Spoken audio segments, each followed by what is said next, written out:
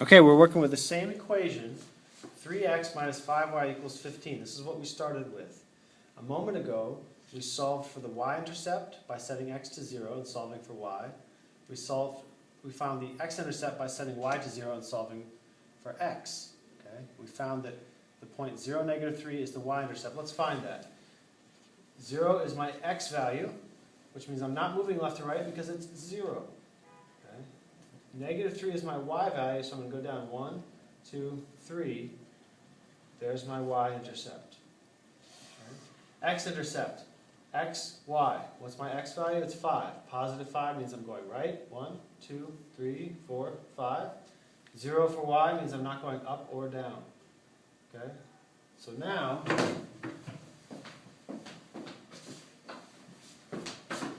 how many points do I need in order to graph a line? I need only 2. I have 2 points. I can draw this line. Okay? There it is. Now, the other way I could have drawn this line was to look, we put it on the other side, we put the equation to slope-intercept form. Well, intercept refers to the y-intercept, which is this number here, -3. 1, 2, 3. There's -3 on the y-axis. Okay, and what's my slope? 3 divided by 5. Slope, remember, is rise over run. Okay, so I could start at this point and say, well, let's see, how many do I rise? 3. 1, 2, 3. How many do I run? 5. 1, 2, 3, 4, 5. And look, I would have found the exact same 2 points, drawn the same line. Okay,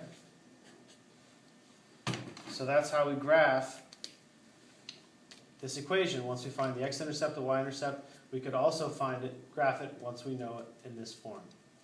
Okay, let's look at one other quick example of how to graph an equation that's already in y slope-intercept form. Suppose I have y equals -1/2 x plus, let's go 4. Okay? Well, remember, y equals mx plus b. This is my form. M is the slope, b is the y-intercept. Well, what's my m here? It's -1/2. So this is my slope. And b is my y-intercept, so this is my y-intercept. 4.